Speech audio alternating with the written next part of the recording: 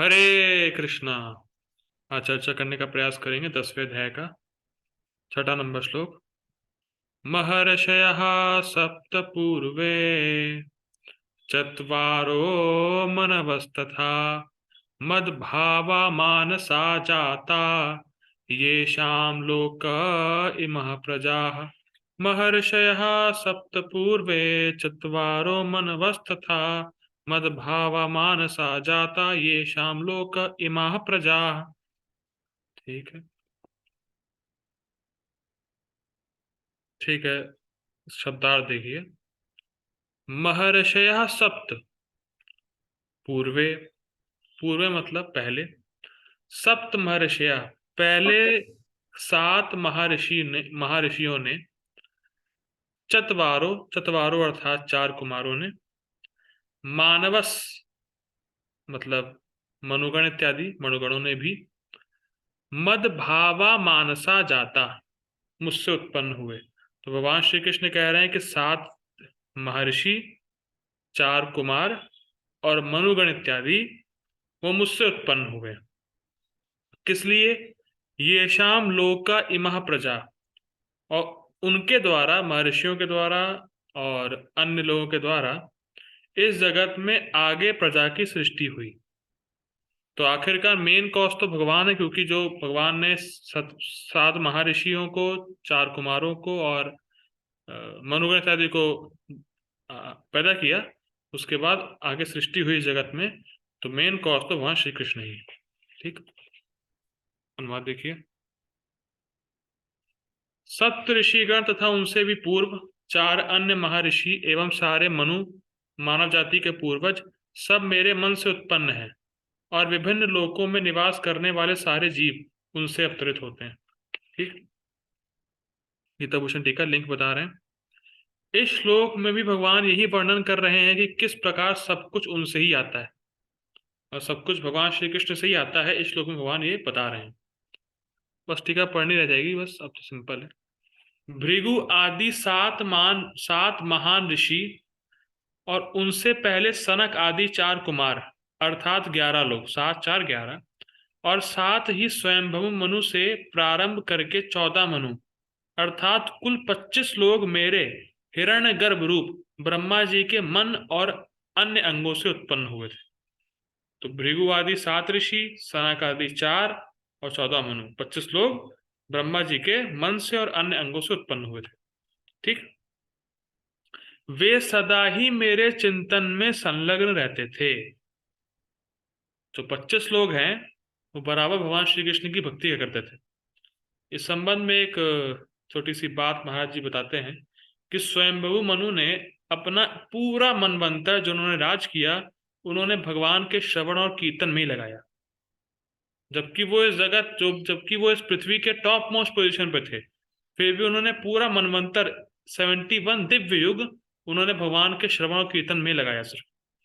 तो भक्ति, उन्होंने भक्ति करी।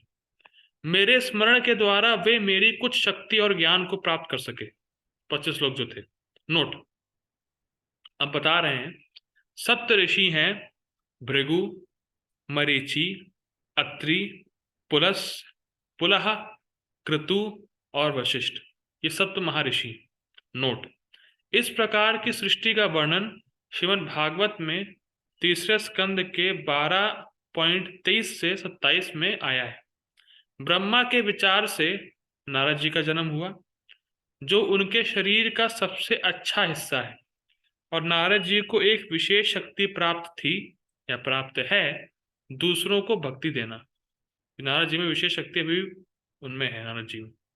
वशिष्ठ का जन्म उनकी श्वास से, उनकी मतलब ब्रह्मा जी के श्वास से। दक्ष का अंगूठे से, उनके स्पर्श से भृगु, उनके हाथ से क्रतु का जन्म हुआ था। उनके कानों से पुलस से उत्पन्न हुआ, उनके मुख से अंगीरा, उनकी दृष्टि से अत्रि, उनके मन से मारीच और उनकी नाभि से पुलाह। महान देवहूति के पति ऋषि कर्दम ब्रह्मा की छाया से प्रकट हुए थे। इस प्रकार सभी ब्रह्मा के शरीर या मन से प्रकट हुए। ये तो स्पष्ट है बिल्कुल, इसमें समझाना कुछ नहीं। जो भी ब्राह्मण या क्षत्रिय हैं, वे अन्य भी, वे सब इन 25 के वंश हैं। या तो विद्या के द्वारा या संतति रूप से। इसको समझिए, संतति मतलब होता है संतान उत्पन्न करके, ठीक। और विद्या मतलब गुरु शिष्य परंपरा। तो हो सकता है किसी गुरु शिष्य परंपरा में कोई व्यक्ति सन्यासी हो या नैष्ठिक ब्रह्मचारी हो, उन्होंने संतान उत्पन्न ना की हो, लेकिन उनका शिष्य भी उनका वंशज कहलाया जाएगा। तो दो प्रकार की परंपरा हम देख रहे हैं, एक तो संतान उत्पन्न करके परंपरा शुरू हुई है 25 लोगों से, और दूसरी हो सकता है उन्होंने विद्या के रूप में विद्या ग्रहण की हो, उनके गुरु जी हो, इन 25 लोगों में से कोई एक। तो दो प्रकार की परंपरा चलती हुई आ रही है। तो जितने भी हम सब लोग हैं वो कहीं ना कहीं इन 25 लोगों के वंशज में आते हैं, या तो विद्या के रूप में आते हैं, या कि संतान हमारे मतलब हमारे जो पूर्वज थे वो इन 25 लोगों की किसी में संतान थी। ठीक है, तो बहुत सुंदर बात है। दो प्रकार की परंपरा हम देख रहे हैं, ठीक। तात्पर्य, भगवान यहाँ पर ब्रह्मांड, तात्पर्य पापा जी के द्वारा, भगवान यहाँ पर ब्रह्मांड की प्रजा का आनुवंशिक वर्णन कर रहे हैं। ब्रह्मा परमेश्वर की शक्ति से उत्पन्न आदि जीव हैं, जिन्हें हिरण्यगर्भ कहा जाता है। ब्रह्मा से 7 महर्षि तथा इनसे भी पूर्व 4 महर्षि सनक, सनंदन, सनातन तथा संत कुमार एवं सारे मनु प्रकट हुए। ये 25 महान ऋषि ब्रह्मांड के समस्त जीवों के धर्म पथ प्रदर्शक कहलाते हैं। असंख्य ब्रह्मांड हैं और प्रत्येक ब्रह्मांड में असंख्य लोक हैं, और प्रत्येक लोक में नाना योनियां निवास करती हैं। ये सब इन्हीं 25 प्रजापतियों से उत्पन्न है।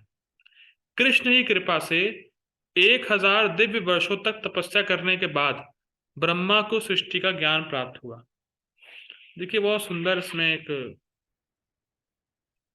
बात आती है, आउट ऑफ ट्रैक है लेकिन अ, अभी आ रहा है तो बोल दे रहा हूँ। देखिए अगर आप किसी के लीडर बनते हैं, या अगर आप किसी के लीडर बने हैं, तो जो भी वो करेगा, जो आपका सबऑर्डिनेट होगा, तो जो भी वो करेगा उसका फल आपको भी भोगना होगा। इसीलिए सृष्टि करना भी कोई आसान बात नहीं है। हम जितनी भी जीव आत्मा है उनकी कहीं ना कहीं सृष्टि करने की इच्छा होती है, और ब्रह्मचारी भी सृष्टि करता है। कैसे? लोगों को प्रचार करके। जैसे हम देखे हैं कि दो प्रकार की परंपरा है, एक तो विद्या के द्वारा, एक नॉर्मल जो संतान उत्पन्न करना। तो ब्रह्मचारी भी संतान उत्पन्न करता है, कहने का अर्थ है जिसको वो अपना शिष्य बनाता है, जिसको वो ज्ञान देता है। तो इसीलिए हम जिसको भी शिष्य बनाए, जिसको भी ज्ञान दें, जिसके भी लीडर बने, उसको हमें बेहिचक सही इंस्ट्रक्शन देना चाहिए। क्योंकि अगर अगर उसने कोई पाप किया है, उसने कोई गलती की है, तो उसका फल आपको भी भुगतना पड़ेगा। तो इसीलिए सही मार्ग पे ले जाना और सृष्टि करके किसी व्यक्ति को भक्ति में लगाना, ये बहुत इंपॉर्टेंट है।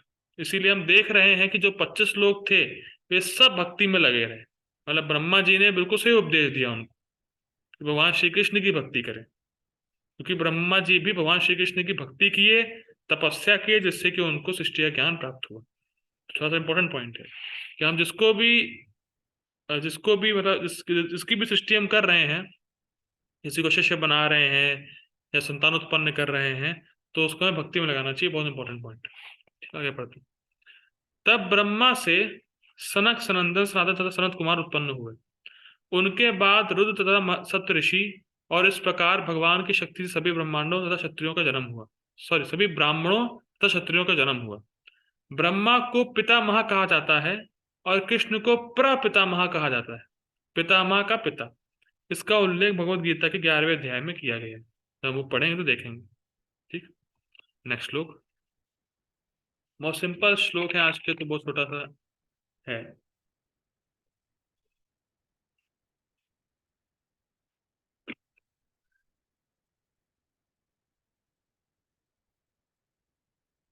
दसवें अध्याय का सातवां नंबर श्लोक देखते हैं हम लोग। 10.7। एताम विभूतिम योगम चा मम यो वेत्ति तत्वतः सो अविकम्पेन योगेन युज्यते नात्र संशयः। एतां विभूतिं योगं च मम यो वेत्ति तत्त्वतः सो अविकम्पेन योगेन युज्यते नात्र संशयः। देखिए, एतां विभूतिं योगं च मम यो वेत्ति तत्वतः।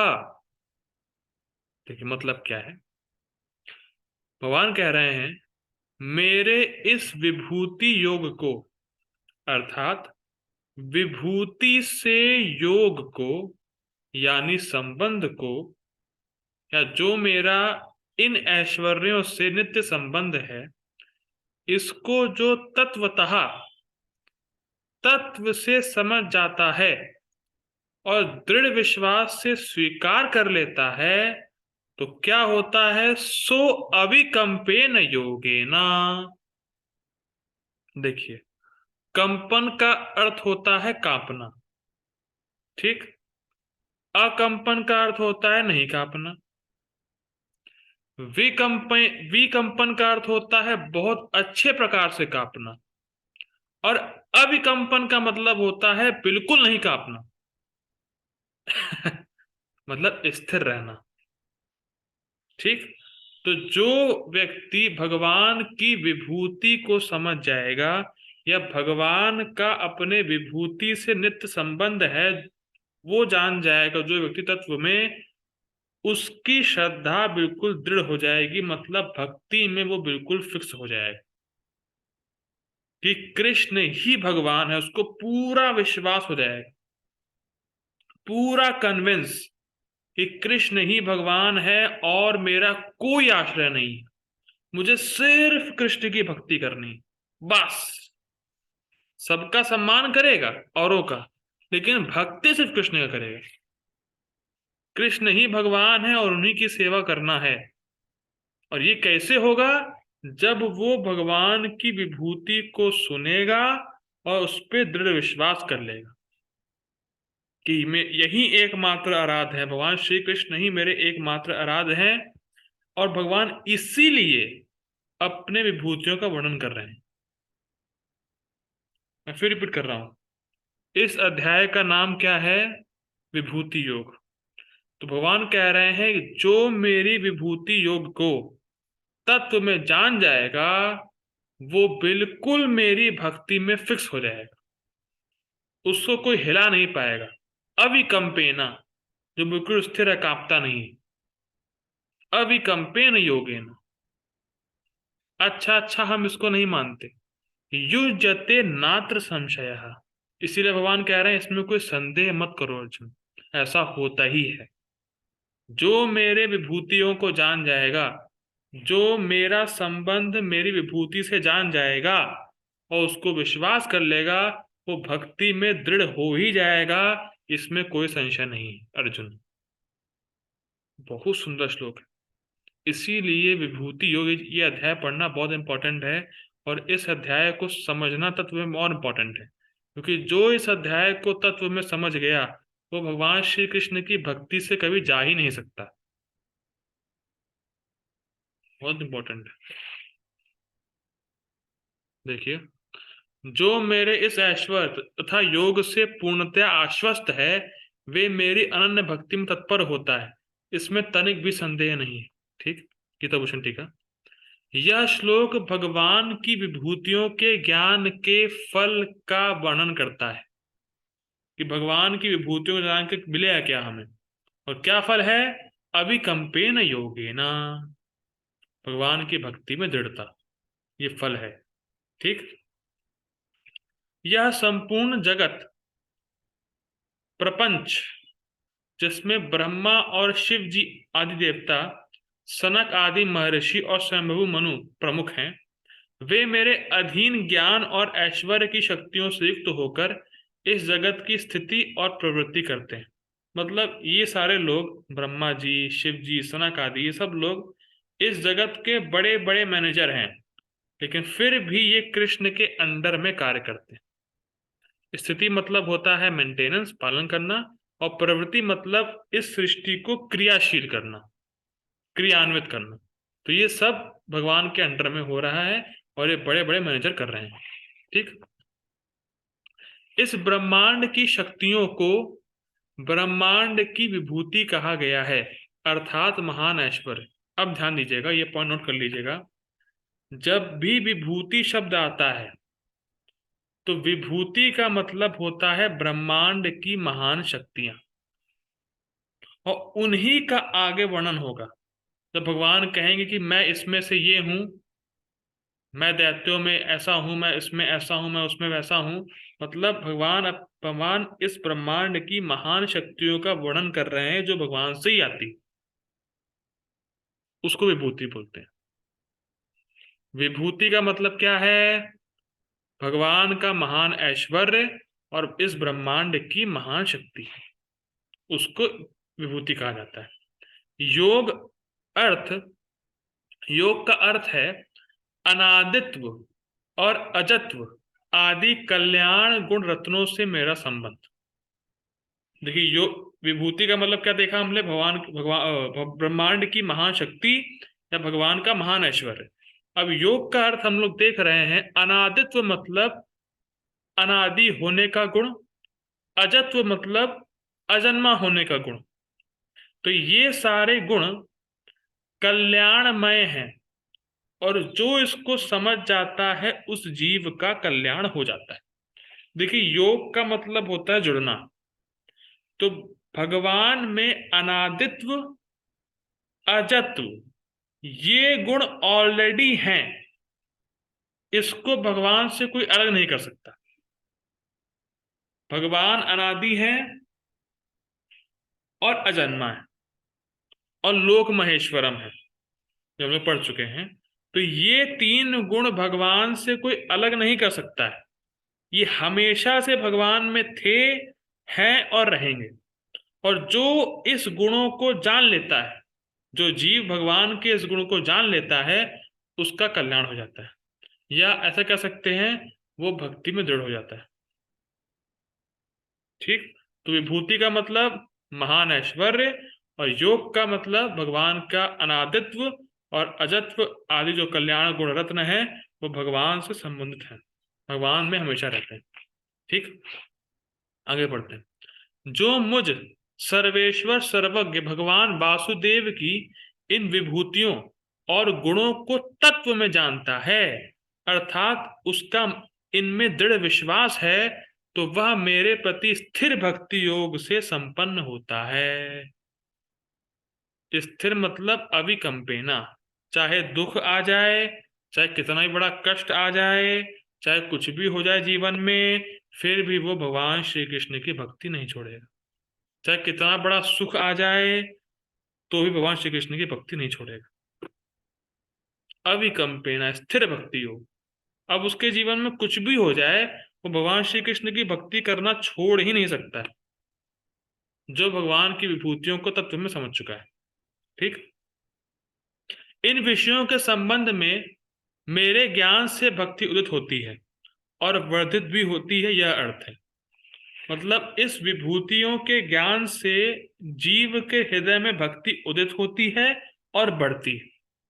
मतलब जब कोई व्यक्ति भगवान श्री कृष्ण के बारे में सुनेगा कि वो अनादि हैं, लोक महेश्वर हैं, सब कुछ उनका है, उसमें उनमें अनंत गुण हैं, तो तब वो सुनने से भगवान श्री कृष्ण की भक्ति करने के लिए प्रेरित होगा। और जब वो इन्हीं गुणों को बार बार सुनता रहेगा, तो उसकी भक्ति बढ़ती रहेगी। तो भगवान के ज्ञान से या भगवान की कथा के श्रवण से भक्ति करने की इच्छा होती है, और बार बार उसी कथा को सुनने से भक्ति बढ़ती है। देखिए, बहुत सिंपल है। इस जगत में जो भी आप कार्य करते हैं, वो दो प्रकार की वजह से करते हैं, या दो रीजंस की वजह से करते हैं। या तो आपको उस कार्य में सहज टेस्ट है, तो आप करते हैं, या उसकी महिमा को आप बार बार सुनते हैं तब करते हैं। मैं फिर रिपीट कर रहा हूं। जैसे रसगुल्ला खाना सबको पसंद ही होता है लगभग, और सहज टेस्ट है तो खा लेते हैं। लेकिन अगर कहा जाए कि कोई कड़वी चीज या काढ़ा आपको पीना है क्योंकि उससे आपका स्वास्थ्य ठीक रहेगा, तो अगर आप बार बार किसी काढ़े का स्वास्थ्य लाभ सुनते रहेंगे सुनते रहेंगे सुनते रहेंगे, तो अपने आप पीना भी शुरू कर देंगे। या हम देखते हैं कि आदमी गलत काम बड़े आसानी से कर लेता है क्योंकि उसको सहज, तो उसमें टेस्ट आता है, उसकी लत लग जाती है उसको। अगर उससे कहा जाए कि सूर्य नमस्कार करो, एक्सरसाइज करो, बुरी हैबिट छोड़ दो, ऐसा है वैसा है, तो उसको बड़ा कष्ट होता है। लेकिन अगर उसको आप बार बार सुनाते रहेंगे कि इसके नुकसान ये हैं, नुकसान ये हैं, नुकसान ये है, किसी चीज को ग्लोरीफाई करते रहेंगे, तो आदमी फिर उसको काम करने लगता है। तो इसीलिए सुनना बहुत जरूरी है। जिस विषय की महिमा को अगर आपने सुन लिया, तो आपके हृदय में इच्छा आ ही जाएगी उस काम को करने की। फॉर एग्जाम्पल, अगर आपने सुन लिया, अरे भाई साहब वहां के जो गोलगप्पे हैं ना, अरे जबरदस्त बनाता है, अरे बहुत जबरदस्त है, आप एक बार सुने, हाँ हाँ ठीक है ठीक है, अगर आप बहुत लोगों से उसी बात को सुने, तो आपकी इच्छा आ जाएगी कि अब मैं वो जाके खाऊं। इसमें एक कथा भी है। एक बार एक ब्राह्मण गाय को लेके जा रहा था, तो कुछ चोर गाय को चुराने के लिए उस ब्राह्मण के पास आए, लेकिन देखा कि वो ब्राह्मण तो उस गाय को छोड़ ही नहीं रहा है। तो एक चोर आया और उसने ब्राह्मण से कहा, अरे अरे कलयुग के ब्राह्मण क्या हाल हो गया है, अब कुत्ते को टहरा रहे हैं ब्राह्मण। तो ब्राह्मण ने देखा कुत्ता कहाँ है, तो गाय है। तो उसने इग्नोर कर दिया, अरे पागल है। फिर दूसरा चोर आया, तीन चार चोर थे, अरे अरे अरे क्या स्थिति है, क्या स्थिति है, कुत्ता तो बड़ा अपवित्र होता है, फिर भी ये ब्राह्मण कुत्ते को लेके जा रहा है, अरे बहुत दुखदाई बात है। तो लोग तो उसको उसको संदेह होने लगा कि क्या है भैया, क्या है वाकई उसको दिख रहा है ये गाय है, लेकिन फिर भी उसके मन में संदेह हो गया कि क्या ये कुत्ता तो नहीं है। देखिए ये स्थिति है। फिर तीन चार बार उसको सुनने को आया कि नहीं ये कुत्ता है कुत्ता है, लोगों ने बोला, तो उस गाय को छोड़ के चला गया। ये स्थिति है। तो किसी भी चीज को अगर आप बार बार सुनते रहेंगे, तो झूठ भी सच हो जाता है। तो सुनने का बहुत प्रभाव पड़ता है। इसीलिए भगवान कह रहे हैं कि जो मेरी विभूतियों को सुनता रहेगा या सुन के समझ जाएगा, धारण कर लेगा, वो मेरी भक्ति कभी नहीं छोड़ेगा, वो स्थिर हो जाएगा उसमें। ठीक, आगे पढ़ते हैं। Purport by His Divine Grace AC भक्तिदान स्वामी श्रील प्रभुपाद की जय। आध्यात्मिक सिद्धि की चरम परिणति है भगवत ज्ञान। जब तक कोई भगवान के विभिन्न ऐश्वर्यों के प्रति आश्वस्त नहीं हो लेता, तब तक भक्ति में नहीं लग सकता। ये मैं बता रहा था, तो जब तक कोई सुनेगा नहीं, विश्वास नहीं करेगा, भक्ति नहीं कर पाएगा। सामान्यतया लोग इतना तो जानते हैं कि ईश्वर महान है, किंतु यह नहीं जानते कि वह किस प्रकार महान है। कितनी सुंदर बात है। और यही आप लगा सकते हैं नाम के संबंध में।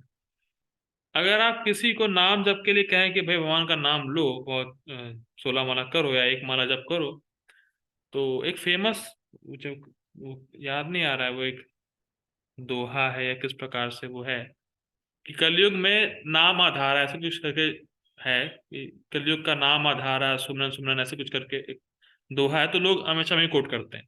बहुत फेमस कोटेशन है वो, कि कलयुग में सिर्फ नाम ही आधार है।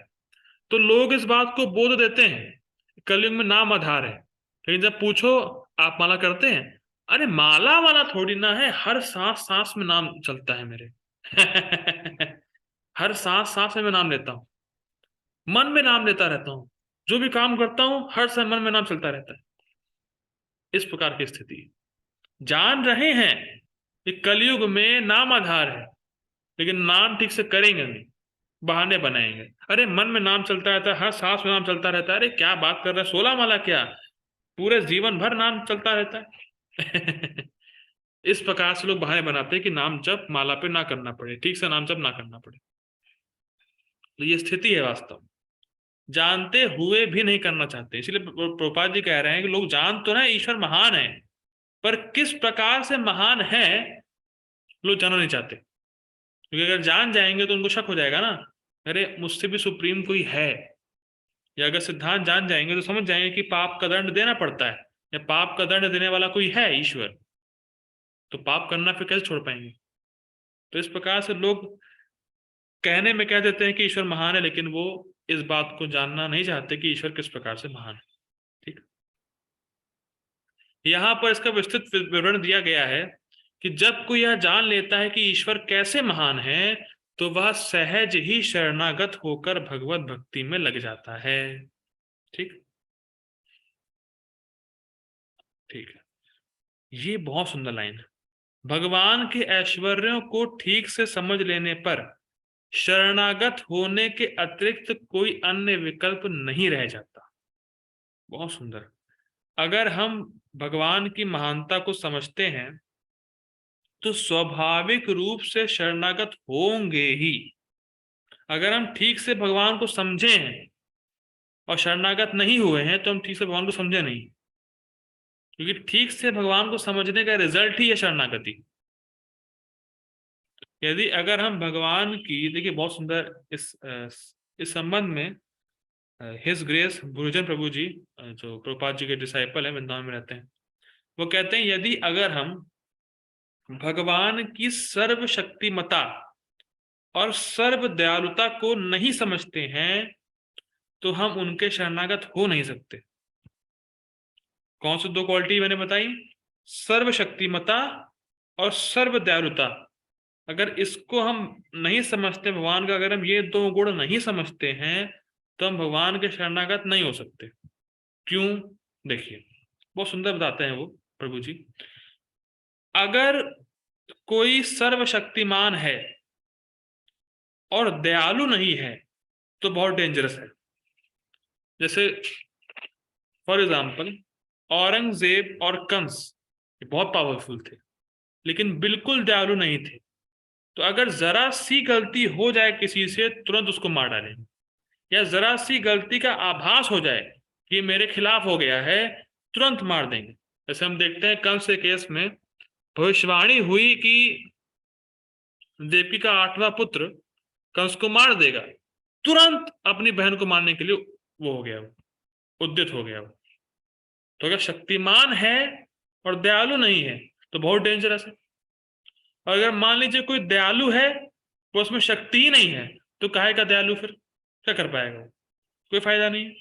तो अगर इन दोनों गुणों पर विचार करें कि भगवान अनंत रूप शक्तिमान है और अनंत रूप से दयालु।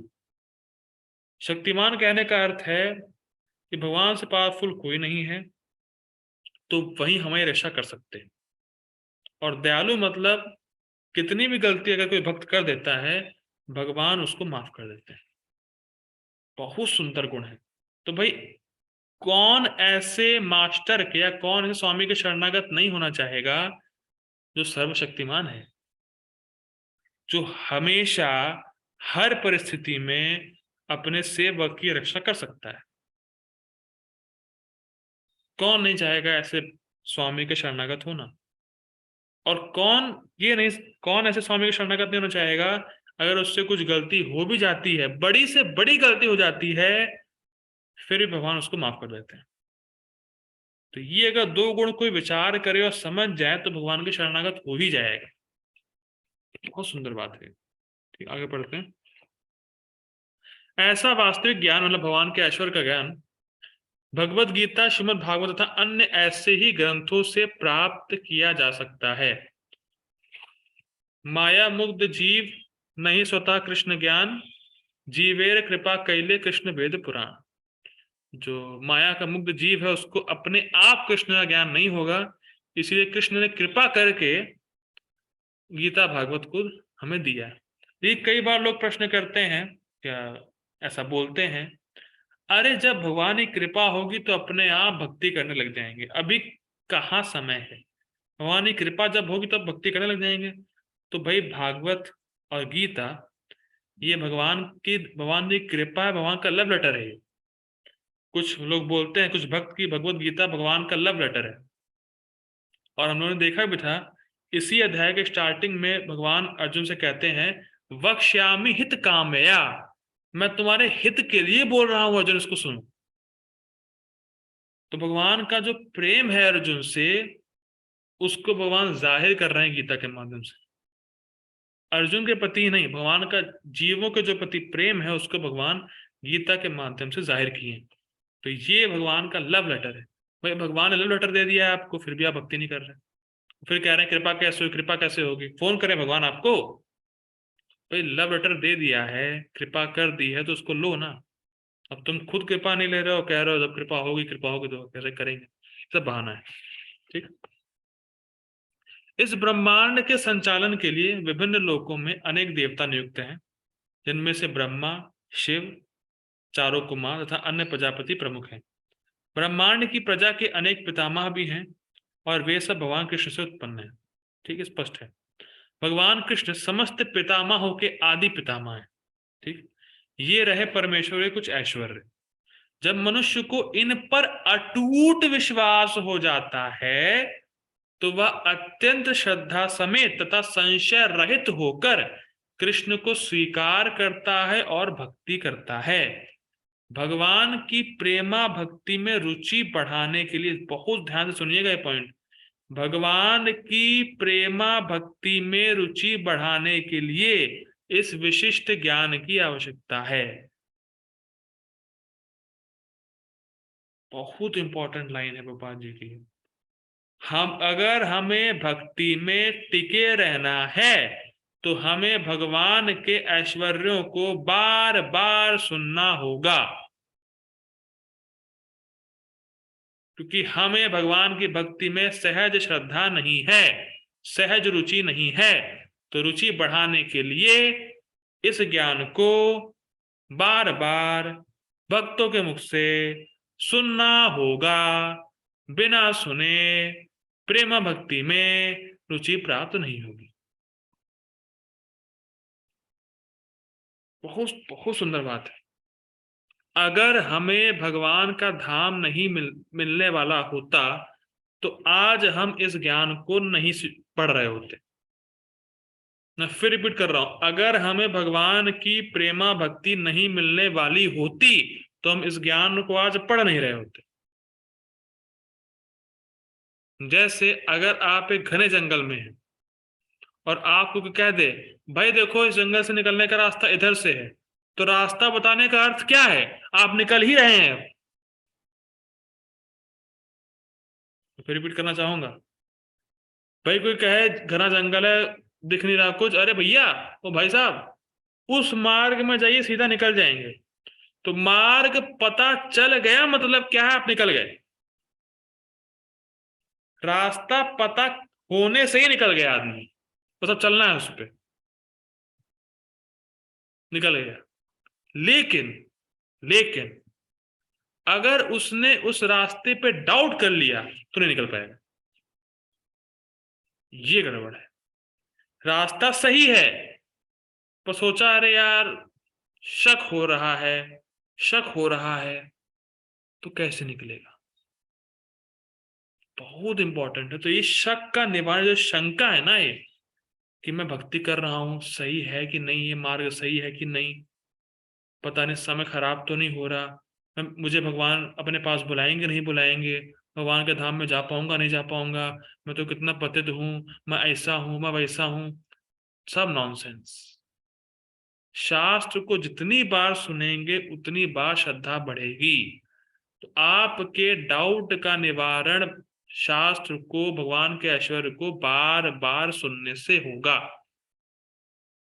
तब समझ में आएगा कि नहीं, बिल्कुल सही पथ पे हैं, बिल्कुल सही मार्ग में, इससे ही पार होंगे। जब शास्त्र को बार बार सुनेंगे तब श्रद्धा आती। जिससे बहुत सुंदर एक एक बात है, जैसे मान लीजिए आप किसी रोड पे जा रहे हैं, आप किसी नई जगह पे जा रहे हैं और आपको रास्ता पता है, ठीक है, आप एक ही बार गए, आपको थोड़ा बहुत रास्ता पता है, याद भी है। लेकिन आप देखें, अगर मान लीजिए गवर्नमेंट ने ऐसा किया कि जो पत्थर नहीं होते जो बताते हैं रास्ते कि अब इतने किलोमीटर रह गया है, अब रास्ता इस तरफ है, उस तरफ है, मान लीजिए वो पत्थर निकाल दिए गए, आप सही रास्ते में हैं, आप सही रास्ते पे हैं, लेकिन फिर भी मान लीजिए बाई चांस कोई व्यक्ति वहां का नहीं है, कोई नेटिव ने, आपने किसी से पूछा भाई ये रास्ता वहीं जा रहा है, उसने कह दिया नहीं वहां नहीं जा रहा है, तुरंत आपकी स्पीड कम हो जाती है। अरे यार, रास्ता तो वही है यार, हम तो इसी से आए थे। लेकिन उसका सुना है, नहीं नहीं नहीं, ये रास्ता उसने, वो वहां का था नहीं, कि उसने अपने मन से बता दिया कि नहीं नहीं नहीं, ये रास्ता वहां नहीं जाएगा। सुनते ही आपकी स्पीड कम हो जाएगी। अरे यार, मैं सही रास्ते पे हूँ कि नहीं हूँ। तो जहां शंका उत्पन्न हुई, आपकी भक्ति वही डाउन हो जाएगी, तुरंत वही डाउन हो जाएगी। इसीलिए बार बार सुनते रहेंगे, बार बार सही चीज सुनते रहेंगे, तो श्रद्धा इतनी बड़ी रहेगी, इतनी बनी रहेगी, कि आपको भक्ति में कभी डाउट नहीं आएगा। ये नहीं आएगा कृष्ण भगवान है क्या, वास्तव में कृष्ण ही भगवान है क्या, गोलोक वृंदावन है क्या, मैं वहां जा पाऊंगा। इस प्रकार के नॉनसेंस डाउट कभी आएंगे नहीं, अगर आप शास्त्र को नियमित रूप से सुनते रहेंगे। ठीक। और इसी बात को गोपाल जी अब बोलने वाले हैं, देखिएगा। कृष्ण की महानता को समझने में अपेक्षा भाव ना बरतें, क्योंकि कृष्ण की महानता को जानने पर ही एक निष्ठ होकर भक्ति की जा सकती है। ये मत सोचे अरे इतनी फिलॉसफी कौन समझेगा, सिंपल भक्ति करते हैं बस, हरे कृष्णा, फिलॉसफी फिलॉसफी कौन समझेगा।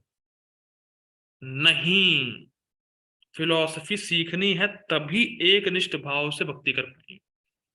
इसीलिए श्रवण करना है फिलॉसफी को नियमित रूप से। सिद्धांत बोले चित्त ना करारस, इहा हैते कृष्ण लागे सुदृढ़ मानस। सिद्धांत को बार बार सुनने से ही हमारा मन भगवान में दृढ़ होगा, और तब हम भक्ति से कर पाएंगे, तब हमें रुचि आएगी भक्ति करने में।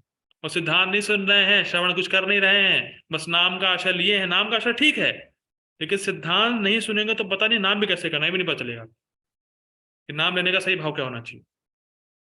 बहुत इंपॉर्टेंट है श्रवण करना। ठीक है, हम लोग यही रुकते हैं और हमारी मीटिंग अपने आप बन जाएगी। So please join again for